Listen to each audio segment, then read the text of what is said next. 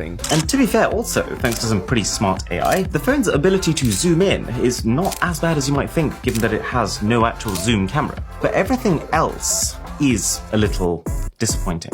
I mean, for starters, while this whole time I've seen it as one massive perk that you can flip the same set of cameras to use as both the front and the rear, until I actually used it for a prolonged period of time, I completely neglected the con that also comes with this, in that in its default position, you have no rear camera. Anytime you want to take a video of what's in front of you with one hand, it's not tap tap like I'm used to. It is tilt the phone up, find a way to wedge your thumb in, which is pretty difficult considering there's almost no gap now, push it all the way, rotating your finger because you're conscious not to dig your nails into the fragile foldable screen. Half the time I then accidentally open this menu, so close that and then press and swipe out for the camera, followed by a final swipe to get to video. Now, I'm dramatizing this a little bit to make the point, but when you're getting your phone out for the 40th time in a day, which I was just yesterday because I was out viewing houses and needed to take photos of every single room, you really do start to think, oh, this whole opening and closing thing, it's effort. And that what a phone like this really needs is a button that can automatically flip the phone into its fully unfolded position. And then even when you do unfold it, the video quality itself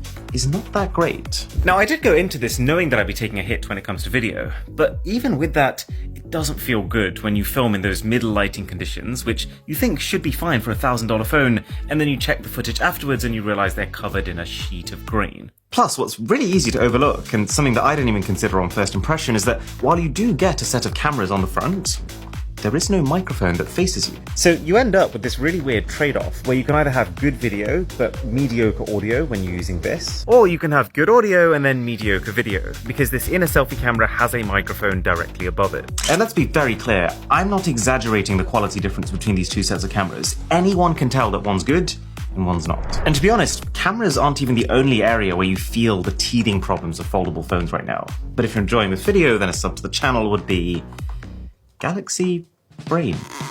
Now, don't get me wrong, there have been plenty of moments where I've discovered some new niche, nifty perk from the fact that my phone can bend. Like how often when I film, I keep my phone on my desk and sometimes pick it up to remind me what I wanted to say. But with this, I can use the bottom half to prop up the top half and I can see it without even picking it up. Or how, like a couple of times when I've taken video calls, this new, even sturdier hinge is the reason that I've been able to take them hands-free and actually cook something at the same time. It's so freeing and refreshing, and it's in these specific moments that you feel that little validation for straying away from the beaten path and actually choosing a phone that's a bit different. But what's made this such a bittersweet experience is that for every single one of these moments where you start to question why you didn't start using foldables earlier, something else will very shortly come up to remind you. Like the fact that the top half of your screen on its own is not really big enough to do anything with. It fits such little information on it that